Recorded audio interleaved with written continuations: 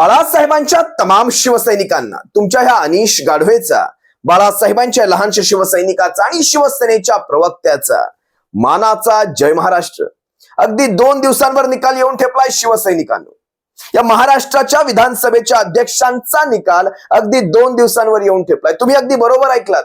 महाराष्ट्राच्या विधानसभेच्या अध्यक्षांचा निकाल या 16 आमदारांच्या, या 16 गद्दारांच्या अपात्रतेचा नाही, तर महाराष्ट्राच्या विधानसभेच्या अध्यक्षांच्या प्रतिमेचा, त्या पदाच्या सन्मानाचा, त्या पदाच्या मानाचा निकाल अगदी 2 दिवसांवर येऊन ठेपलाय.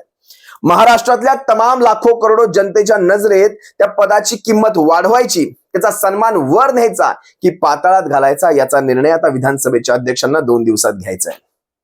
पाहूयात नेमकं काय घडतंय. गेल्या 1-2 दिवसामध्ये बऱ्याचशा अफवांना उधाण आलंय की विधानसभेचे अध्यक्ष राहुल नार्वेकर आजारी पडलेत, सही करू शकणार नाही, निकाल लांबणार. शिवसैनिकांना अफवांवर विश्वास ठेवू नका. हा निकाल लोकसत्ताच्या बातमीप्रमाणे, लोकसत्ता या वृत्तपत्राच्या बातमीप्रमाणे दिल्लीमध्ये कायदे तज्ञांच्या पडताळणीसाठी पाठवण्यात आलेला आहे. याला मी पुष्टी देत नाही, पण अशा प्रकारच्या बातम्या आहेत. पण लक्षात ठेवा शिवसैनिकांनो, अगदी मुंबई महाराष्ट्रामध्ये कायदे तज्ञ देखील सापडत नाहीत भारतीय जनता पक्षाला. सारी सूत्र कशी हलवली जातात पहा आणि कुठून हलवली जातात पहा. जे काही असेल ते, चुनाव आयोगाने ट्रिपल टेस्ट चा वापर केलेला नाही हे मान्य सुप्रीम कोर्टाने कानउघडणीत सांगितलेलं आहे.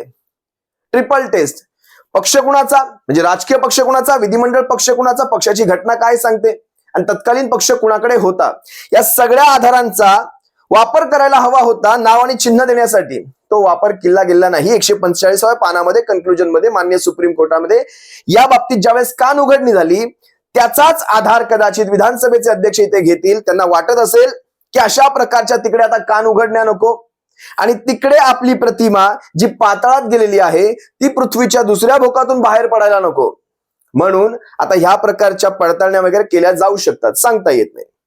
चुनाव आयोगाने काय केलं हे तुम्ही ग्राह्य धरायचं नाही, तुम्ही तुमचा वेगळा निकाल द्यायचा आहे. ही देखील एक सक्त ताकीद माननीय सुप्रीम कोर्टाकडनं देण्यात आली होती. त्यांचा निकाल त्यांचा असेल, त्याच्याविषयी चॅलेंज केलेलं आहे, अपील आहे सुप्रीम कोर्टामध्ये आणि ती 2 फेब्रुवारी रोजी शिवसेनेचं नाव आणि शिवसेनेचं चिन्ह ही याचिका लिस्टिंगला येत आहे. 2 फेब्रुवारी रोजी शिवसेनेच्या नावाची आणि चिन्हाची याचिका सुनावणीला घेतली जाणार आहे. असो, तो वेगळा विषय आहे.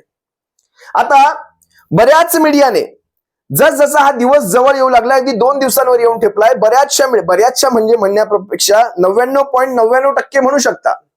मी कालच एका मीडियाविषयी तुम्हाला सांगितलं, एबीपी माझा.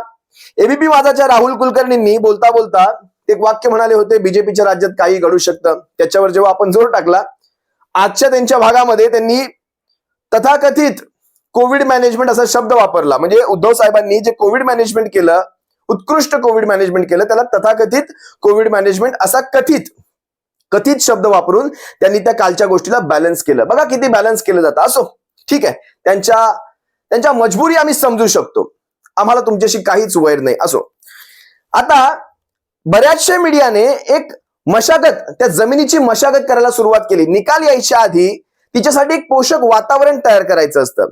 ते पोषक वातावरण तयार करायला सुरुवात झाली. प्रत्येक मीडियामध्ये सांगितलं होतं निकाल विरोधात येणार, निकाल विरोधात येणार, निकाल विरोधात येणार. म्हणजे आधीच लोकांची मानसिकता, ती मेंटॅलिटी अशा प्रकारची तयार करून ठेवायची की लोकांना तो निकाल बघून काहीच वाटलं नाही पाहिजे, म्हणजे धक्का असा बसलाच नाही पाहिजे. लक्षात घ्या. चला, मीडियाचं ते कामच आहे, ते इमाने इतबारे करतील, त्यांना त्याच्या शुभेच्छा.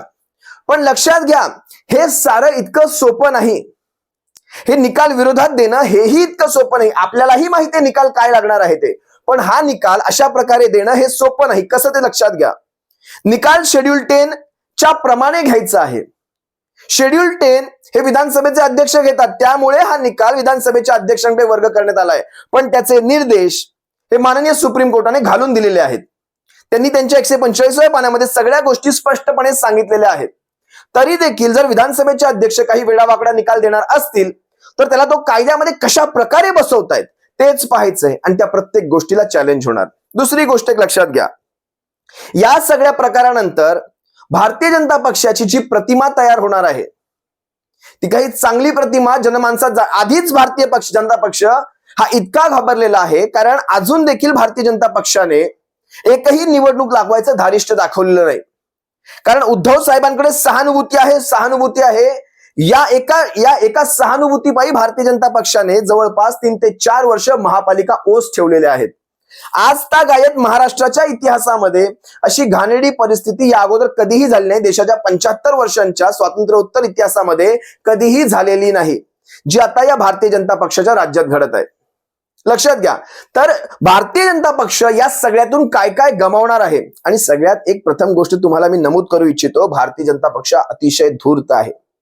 प्रत्येक खेळी मागे त्याची धूर्त राजकारण असतात.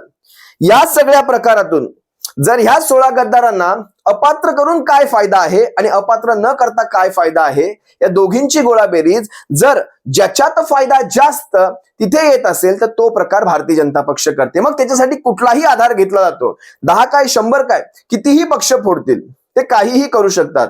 महबूबा मुफ्ती बरोबर युतीही करू शकतात, MIM बरोबर देखील युती करू शकतात, ते काहीही करू शकतात. भारतीय जनता पक्ष या सगळ्यातून काय गमावणार आणि काय कमावणार, त्यापेक्षा आणखी एक गोष्ट तुम्हाला सांगतो. ह्या सगळ्यांना जर अपात्र केलं नाही तर भारतीय जनता पक्षाचं काय काय नुकसान आहे, किंवा ह्या सगळ्यांना जर अपात्र झाले तर भारतीय जनता पक्षाचा काय फायदा आहे, तो तुम्हाला मी पुढच्या 20 पॉइंट मध्ये फटाफट एका मागोमाग एक समजावून सांगतो. बघा, पहिला मुद्दा लक्षात घ्या. जर ह्यांना कायद्याप्रमाणे अपात्र ठरवलं तर भारतीय जनता पक्ष काय कमावणार, लक्षात घ्या. पहिला मुद्दा, बीजेपी स्वतःची प्रतिमा राखण्यामध्ये 1 पॉइंट तरी पुढे येणार, कारण जो आता निगेटिव्ह आहे तो 1% पुढे येणार, स्वतःची प्रतिमा राखणार. दुसरा, नार्वेकर पदाची प्रतिमा राखणार. तिसरा मुद्दा, नार्वेकर स्वतःची प्रतिमा देखील राखणार, कारण नार्वेकरांना स्वतः देखील निवडणुका लढायच्या आहेत. असं नाही की नार्वेकर फक्त विधानसभेचे अध्यक्षच राहणार आहेत, त्यांची लोकसभेची एक मनीषा आहे मुंबईतून लढायची, त्यांना स्वतःची निवडणूक लढायची आहे. उच्च शिक्षित वर्ग या सगळ्या निकालाकडे अतिशय बारीकीने पाहतोय. उच्च शिक्षित जो कधी व्यक्त होत नाही, पण तो मतपेटीतून मात्र चांगल्या प्रकारे व्यक्त होतो. नार्वेकरांना स्वतःची प्रतिमा देखील राखायची आहे. कोर्टाला कारवाई करायची, तंगडतोड करावी लागणार नाही. हे जर सगळं केलं योग्य त्या पद्धतीने, नियमाला धरून जर निकाल दिला तर काय काय गोष्टी घडणार आहेत पहा. कोर्टाला ह्याच्यामध्ये कारवाई करायची, तंगडतोड करावी लागणार नाही. शेड्यूल 10चा मान राखला जाईल, शेड्यूल 10चा. त्यानंतर विधानसभेचे अध्यक्ष आणि कोर्ट यांच्यामधला आस्थागायत कधीही संघर्ष झाला नव्हता. देशाच्या इतिहासामध्ये आस्थागायत कधीही संघर्ष झाला नव्हता. तो संघर्ष याही वेळेस टाळला जाईल, यांच्यामध्ये संघर्ष होणार नाही. त्यानंतर भविष्यामध्ये देशभर या अशा प्रकारच्या निर्णयामुळे लोकशाही कमकुवत झाली याचं पातक भारतीय जनता पक्ष आपल्या माथ्यावर लावून घेणार नाही, कारण देशभर या निकालाचे रेफरन्स दिले जाणार. जर हा निकाल वेडावाकडा लागला तर देशभर लोकशाही कमजोर करण्यासाठी या निकालाचा रेफरन्स दिला जाणार, आणि या निकालाचा रेफरन्स देताना याचं पातक भारतीय जनता पक्ष आपल्या माथ्यावर लावून घेणार नाही.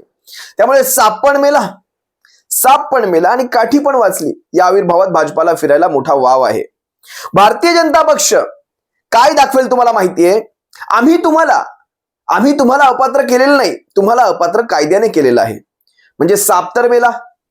जो साप भारतीय जनता पक्ष पोहोचतय, किंवा असं म्हटलं तरी वावगं ठरू नये, ज्या भारतीय जनता पक्षाच्या जीवावर हा साप पोहोचला जातोय, शिवसेनेसाठी हा सापच आहे, हे गद्दार सापच आहेत. तो साप भारतीय जनता पक्षच मारेल, पण कशा प्रकारचा आधार दिला जाईल की तुम्हाला कायद्याने मारलेलं आहे, आम्ही काही केलेलं नाही. पण होय, जरी तुम्हाला कायद्याने मारलेलं असलं, तुम्हाला अपात्र केलेलं असलं, तरी भविष्यामध्ये येत्या निवडणुकांमध्ये आम्ही तुमच्यावर एक उपकार करू शकतो. आम्ही तुम्हा सर्वांसाठी कमळ चिन्ह खुलं करू शकतो. तुम्हा सर्वांसाठी कमळ चिन्ह खुलं केल्यावर तुम्ही कमळावर लढा. म्हणजे भारतीय जनता पक्ष आम्ही तुमचा स्वार्थासाठी वापर करून घेतला, ही जी त्यांची प्रतिमा तयार होईल ती प्रतिमा मोडीत काढण्यासाठी देखील प्रयत्न करेल. हे लक्षात घ्या. हे बऱ्याच प्रकारचे धूर्त राजकारण आहे, बऱ्याच मोठ्या प्रमाणावरचं हे राजकारण आहे, धूर्त राजकारण. ह्या गद्दारांना आपल्या बाबतीत काय चाललंय हे कळायच्या अगोदरच यांचा उत्तम पद्धतीने कार्यक्रम केला गेलेला असेल, याही गोष्टी त्यांच्या लक्षात असाव्यात. भाजपा ह्या सर्वांना कमळ चिन्ह देणार, कमळावर लढवणार, आणि भविष्यात कमळावर लढलेली ही माणसं बंड देखील करू शकणार नाहीत. या गोष्टी तितक्याच महत्वाच्या आहेत. कमळावर लढलेली माणसं बंड करू शकत नाहीत. 100% भारतीय जनता पक्ष हा जो नारा भारतीय जनता पक्षाने दिलेला आहे, हा जो संकल्प त्यांनी वारंवार बोलून दाखवलेला आहे, हा संकल्प पूर्ण करण्याच्या दृष्टीने भारतीय जनता पक्ष एक पाऊल पुढे जाईल. असो, शिवसेना आहे या भारतीय जनता पक्षाच्या संकल्पामध्ये नांगरासकट बैल लावण्यासाठी शिवसेना मध्ये उभी आहे. त्यामुळे चिंता नसावी शिवसैनिकांना. शेवटी लक्षात घ्या, एकनाथ शिंदे आणि त्यांच्या टोळीला भारतीय जनता पक्षाने काही मोठं करण्यासाठी स्वतःसोबत नेलेलं नाही. हा कुणाच्या बापाचा होऊ शकत नाही, मी वारंवार सांगतो. यांचा एक ना एक दिवस अशा प्रकारे कार्यक्रम केला जाईल, कारण भारतीय जनता पक्षामध्ये जे महाराष्ट्र भारतीय जनता पक्षाचे नेते आहेत ते काही असेच बसलेले नाहीयेत. त्यांना वारंवार काही ह्यांच्या सत्रांच्या उचलायच्या नाहीयेत. त्यामुळे देवेंद्र फडणवीस असतील, बावन्नकुळे असतील किंवा चंद्रकांत पाटील असतील, जे कोणी भारतीय जनता पक्षाचे महाराष्ट्राचे मोठे नेते आहेत, यांनी एकनाथ शिंदेना मोठं करून स्वतःला एखादा कॉम्पिटिटर किंवा एखादा स्पर्धक तयार करून घेण्याची काही स्पर्धा लावलेली नाही. कुठे ना कुठेतरी या सगळ्यांनी एकनाथ शिंदेचा कुठे काटा काढायचा आहे याचा एक नियोजित कार्यक्रम आखलेलाच असणार. त्यामुळे आपल्याला काही करण्यापेक्षा भारतीय जनता पक्ष यांचा कशा प्रकारे काटा काढणार आहे हा खेळ तुम्हाला भविष्यात फार लवकरच पाहायला मिळेल. जास्त दूर नाही तो क्षण फार काही दूर नाही. शेवटी सुप्रीम कोर्टात यानं त्या प्रकारे आपण जाणार आहोत. शिवसैनिकांनो, ही एक सत्य गोष्ट आहे. पाहूयात कशा प्रकारचा कायद्याचा केस पाडला जातो. सुप्रीम कोर्टाचे दिलेले निर्देश जे आहेत त्या निर्देशांचं किती पालन होत आहे, कशा प्रकारे तोडफोड केली जाते, त्या सगळ्या प्रकारांना आपण पाहणार आहोत. पण हे जे 20 मुद्दे मी तुम्हा सर्वांसमोर ठेवले, जर ह्या 20 मुद्द्यांवर भारतीय जनता पक्ष राहिला तर भविष्यात भारतीय जनता पक्ष आपली उरली सुरलेली जी लज्जा आहे ती वाचवण्यात यशस्वी होईल. एवढंच मात्र या निमित्ताने सांगतो. तुर्तास तुमची रजा घेतो.